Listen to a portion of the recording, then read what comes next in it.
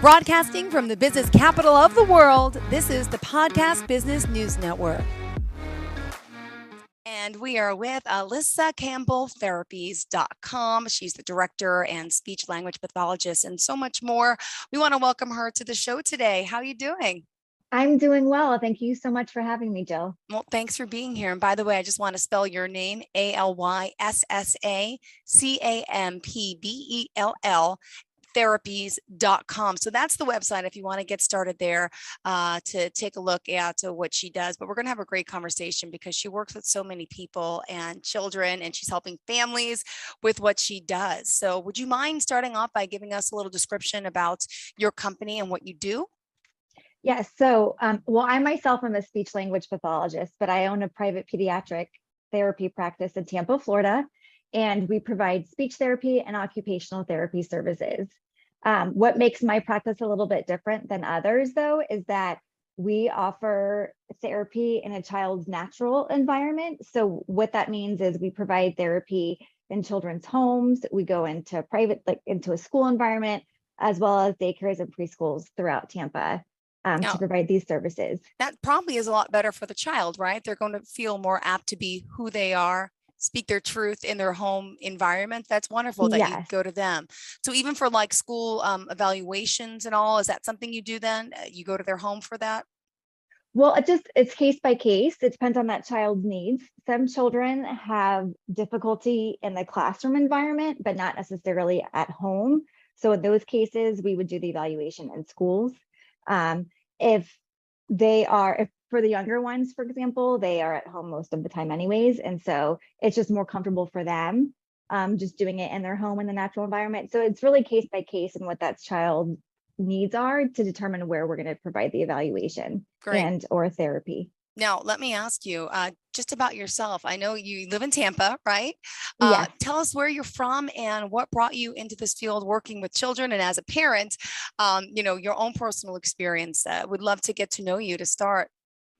So I actually am from Tampa, Florida, born and raised. I left for my undergraduate degree that I got from University of Florida, which was still in Florida. I'm a Florida girl for sure. And then came back to Tampa after I finished my undergrad. And then I was in Tampa afterwards and then started working in Tampa. I've been doing this since 2004, providing therapy services, but I was able to get my master's degree through Nova Southeastern University. I worked full-time during the day doing speech therapy.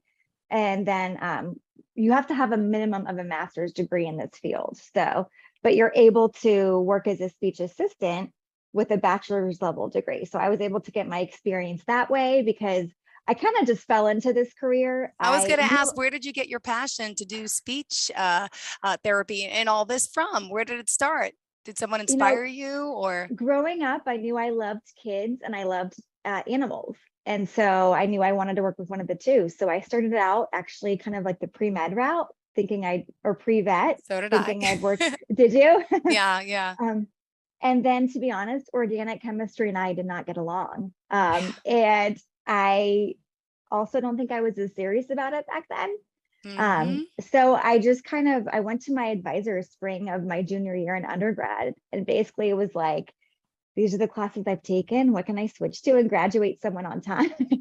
So I honestly don't have one of these stories where it's like, I wanted to do this my whole life, because it was not that. It was just, I pivoted from my initial goal, which was, medicine or pre-vet, and then came across this, started taking classes, and I loved it. And then from this, I knew I could work with children. So one of the two passions that I have.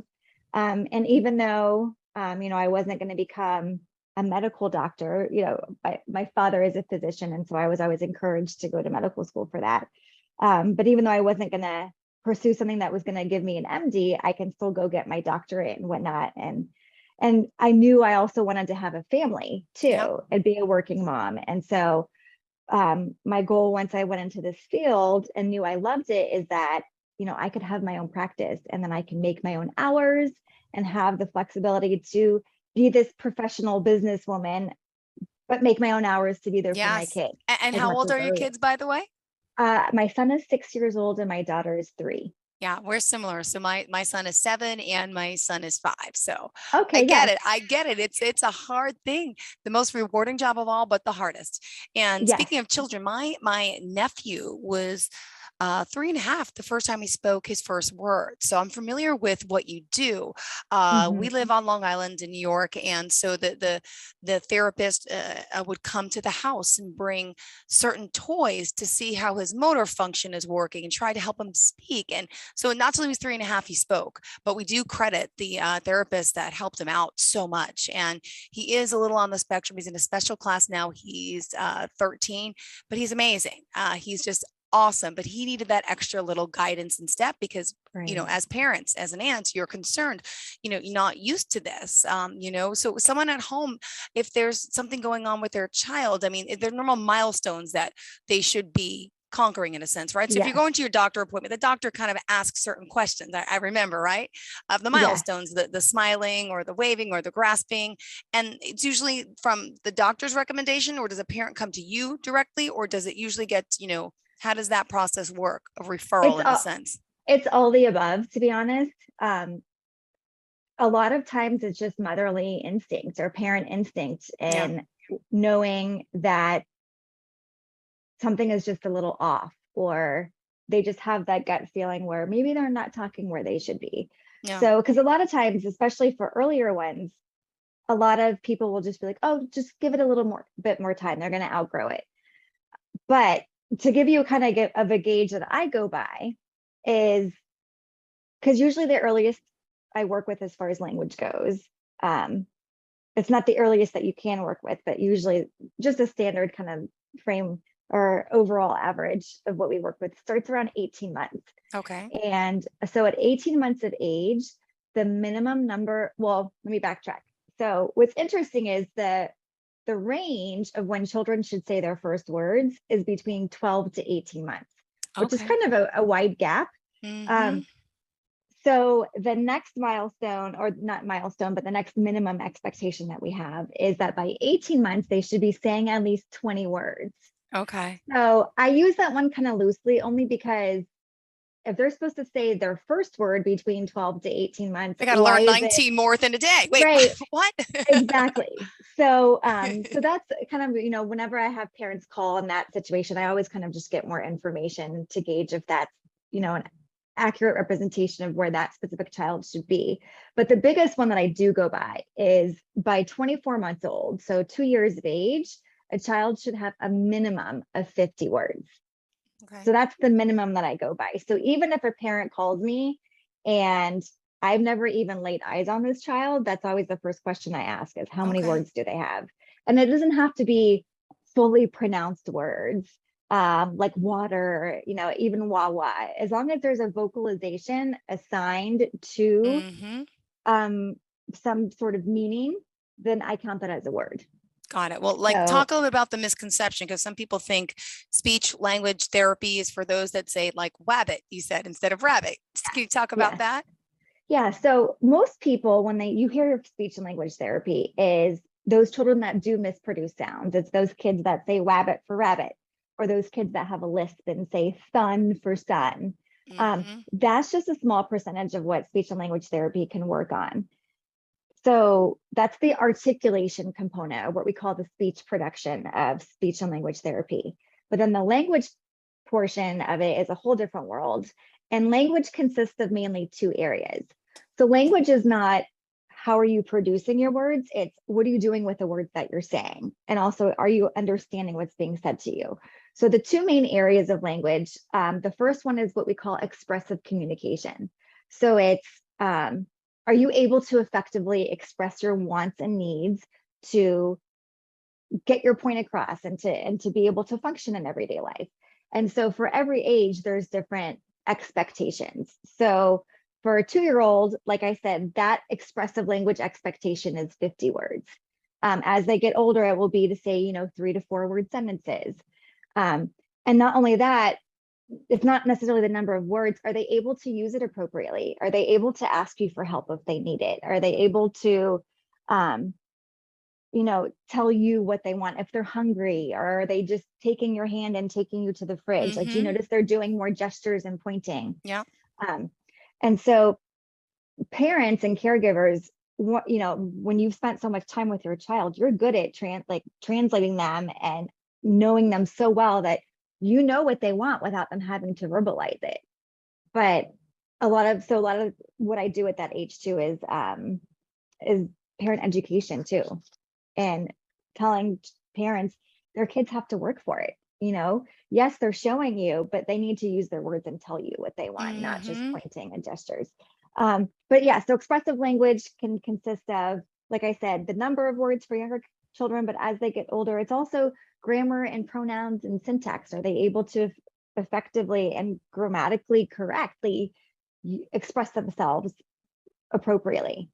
And that goes on to, as you get older, having social conversations with others. So that's basically the overall expressive communication. It's how you use your words. Okay. So the second part of language is what we call receptive language. It's how you receive information. It's also basically listening comprehension. Okay. It's, are you understanding the words that are being said to you?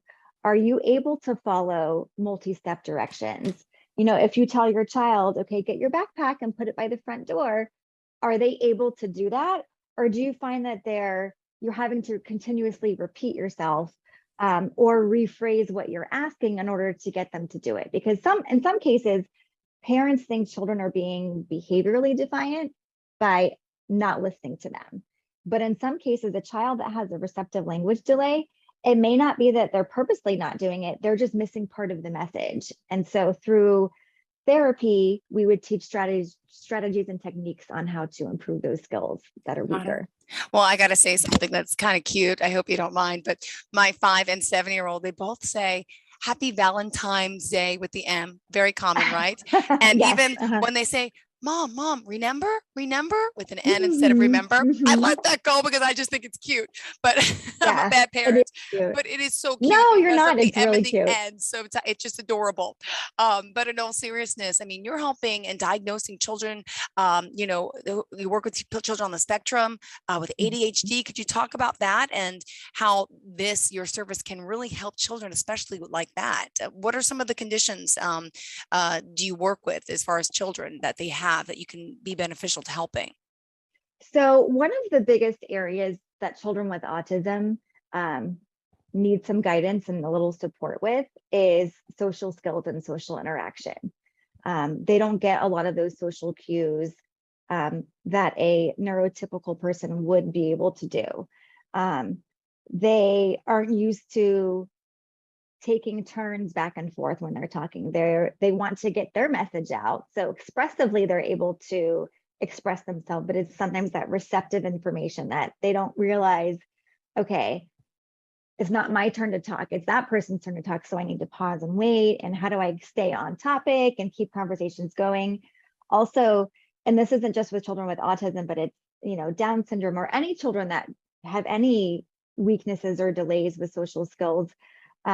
Also, given that we are not in a clinic location, we also do therapy in community settings. So our goal for therapy is, we don't want therapy to be a lifetime program. Our goal is to collaborate as a team on everyone that's working with that child to get them the quickest results and provide them the strategies and compensation skills they need to be successful every day in their life by themselves. And so, but what does that mean? It's not necessarily just being able to hold a conversation with somebody, but it's also being able to go grocery shopping or go to Starbucks and order a drink.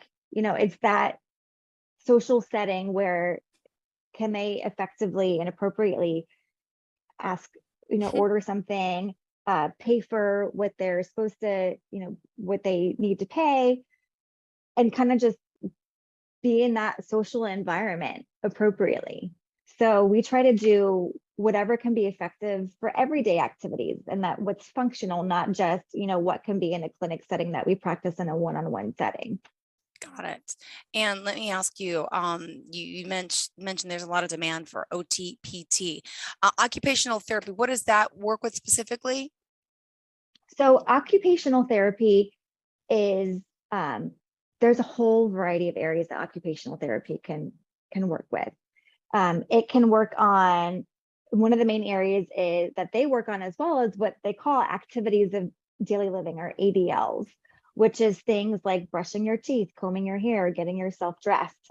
A lot of times children can have difficulties with fine motor skills. So occupational therapy can work on fine motor skills to help improve that. So they're able to button their shirts and brush their teeth and wash their hands. Because things that you and I take for granted, a lot of times these children have no idea how to do any of that. They will turn the water on, but then they'll just stand there with their hands under the water. They don't realize they need to get the soap. And then after we get the soap, then we rub our hands. And then after we rub our hands, then we rinse it off.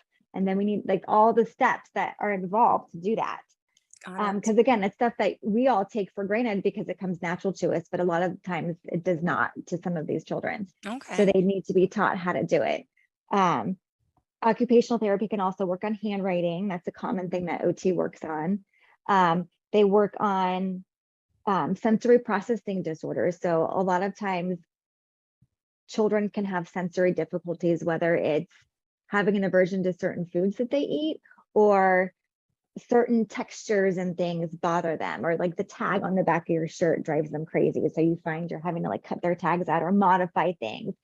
They don't like the way their sock feels on their foot, and they're, throwing these tantrums because something is not right. And as a parent, you may not get it, but with the help of an occupational therapist, they can kind of help you explore these areas. Let's pick apart what's causing this tantrum, and then they can find out, oh, well, if it's the tag on his shirt that's freaking him out, well, let's see how we can modify that, so then that doesn't happen. Here's a good story for you. My son is now 7. When he went to pre-K, within maybe 2-3 weeks, the teacher contacted me and says, I'm sorry, but I'm sending your son for further evaluation because he doesn't have the skill, his motor skills. He's not holding the pencil. He doesn't hold the scissor.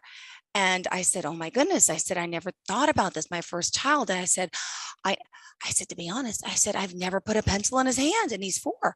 She's like, oh, I'm like, yeah. I'm like, my fault as a mom. My sister didn't. I'm like, I didn't know I was supposed to write with him before pre-K. I thought he goes to pre-K and he learns everything. So from a working mom all the time, I didn't have that time with him. So he had to go to the specialist and he had to be evaluated. And it turns out we had a meeting with the school, which is usually what happens, right? And the teacher comes and then the therapist comes, and they said, no, he was okay. They said, we just realized that he just didn't have the skill yet. He just needs to learn it, but he's okay. And then within like another month after the hearing, he was fine. But that was my own fault as a parent, not knowing the things I should be working on with my children in the OT department before he goes to school. Yeah, he built blocks. He could do things with his hands, but did I ever put a pencil in his hand to try to teach him his alphabet before? No, because he wasn't in daycare. And so it was, so my bad as a parent, but at the same time, it was an eye opener saying, oh, now I want to know. My second kid came, he had the pencil in his hand when he was 2.5, and I made sure. So just some advice there. So early intervention, speaking of that, how do you rate early intervention? When should we, get involved? And like, not if you don't know what to do, you got to talk to people with other parents, for sure. Other parents with children is good to find out, but what about early intervention? What would you say for the importance of that to everyone? So as far as the importance of early intervention, research shows that by identifying these weaknesses early on and getting them the support that they need, the chances of them filling those gaps quicker and helping them basically not have those gaps when they get older, research shows that this helps significantly. And the longer you wait, because basically a lot of these things that children have difficulties with when it comes to occupational therapy and speech therapy, as far as what we can target in therapy, it's almost like bad habits that we're trying to break. So we have to teach them the skills and strategies to do things the right way, or not necessarily the right way, but the way that, is appropriate for whatever their age is at. And so if you wait, research shows if you wait till they're older, well, these habits become a lot harder to break. And parents end up spending more money on therapy because the older you wait to start therapy, the harder it is to remediate those areas that are weaker.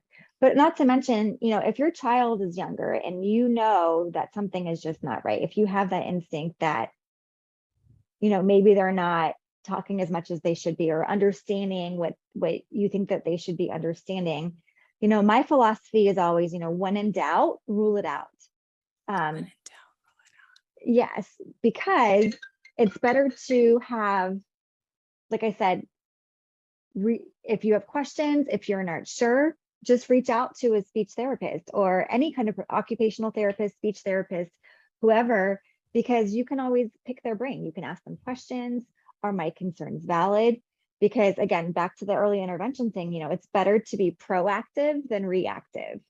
Because Absolutely. if you can give the child the skills that they need early on so that these areas don't cause any difficulties as they get older, why would you not want to do that? Don't you want your child to be the most successful and the most self-sufficient starting from the beginning?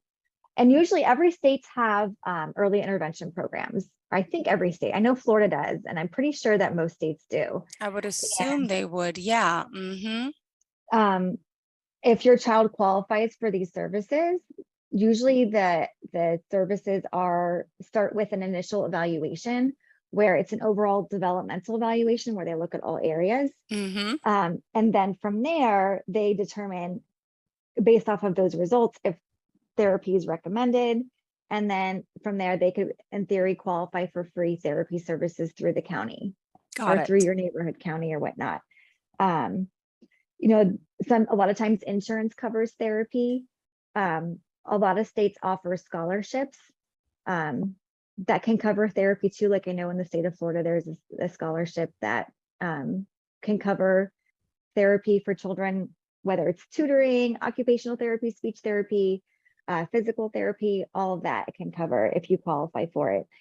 And then there's basically, you can pay private pay. There's all kinds of varieties of services that people Let me offer, ask you how COVID has affected your field and children in general. Did it, a lot of children were homeschooled, having to wear masks, talk about issues with speech. I mean, what have you noticed about us coming out of this pandemic now, the effect upon children in general? It's really interesting how it's affected not only children that have certain diagnoses, but your neurotypical children as well.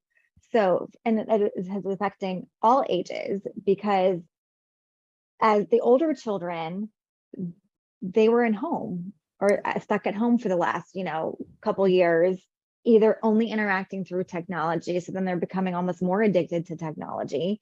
And they didn't have all those typical social interactions that they would have been around otherwise. For the younger children, seeing people with masks from a very early age, there's so much information that you get from somebody just by looking at their face. That's nonverbal. It's their facial expressions. It's how they raise their eyebrows. It's smiling. It's frowning. It's the tone of their voice. It's all these different variables. And when you cut off the half of somebody's face and all you see is their eye, as a baby who's learning all of these things, not able to read lips. They're not able to see if you're smiling, if you're joking around.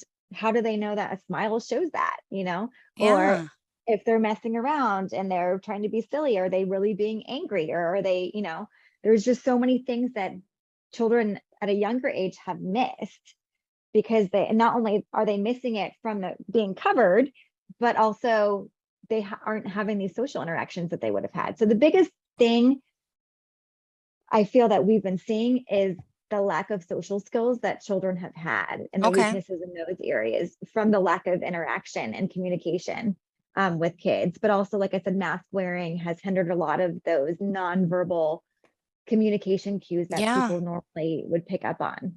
Got it. So. And what would you say your philosophy is?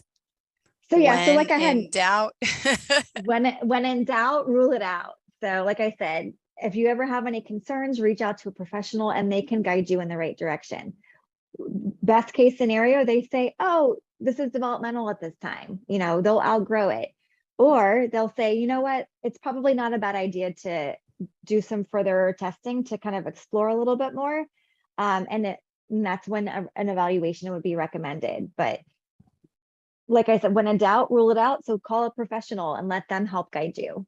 Perfect. And we still have 2 minutes left in the show. Yeah. So what else did you want to add about you and your services and how you could be of help to us today?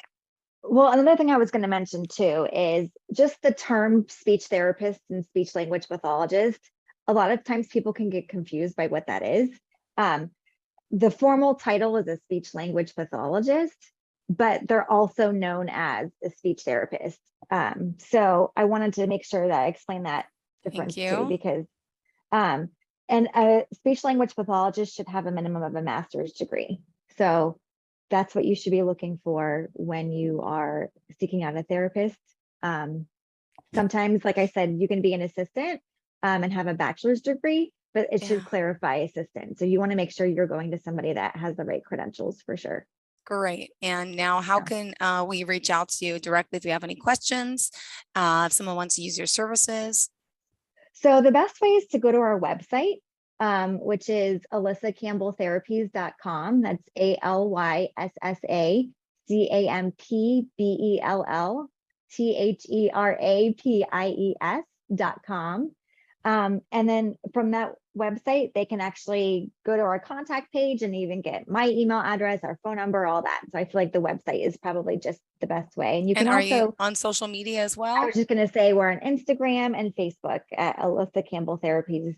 So they can find us that way too. Great. Well, thank you for being here, for joining us, enlightening us, wishing you the best with work today, with your family, and looking forward to the next time we speak. Thank you so much. Thank you, Jill. Thanks for taking the time to chat with me. And we will talk again. Sounds good. Have a great day. And to all of our listeners, too. we appreciate you. Stay tuned. More of the show is on the way.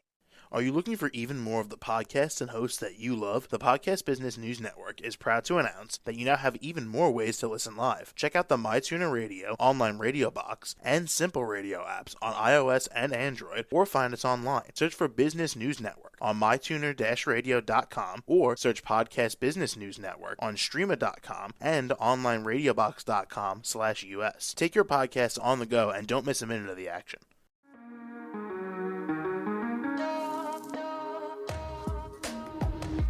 Broadcasting from the business capital of the world, this is the Podcast Business News Network. For nearly 2,000 severely injured veterans, everyday life has become filled with barriers. Day-to-day simple tasks can become pretty daunting. I have to carry my chair up 2 flights of steps or have somebody do it for me. What scares me the most is just the falling. When I'm struggling with my house, I think, to have that one great barrier just knocked down, it's crucial. Home for Our Troops is a wonderful nonprofit that builds a mortgage-free, fully adaptive, handicap-accessible house. And there's no catch. It'll be our very first home that we've ever owned. This is a game changer. This is where your life begins again. We need you to join us in completing this important mission. Please visit hfotusa.org and help build homes and rebuild lives. Because of you, everything's going to be okay.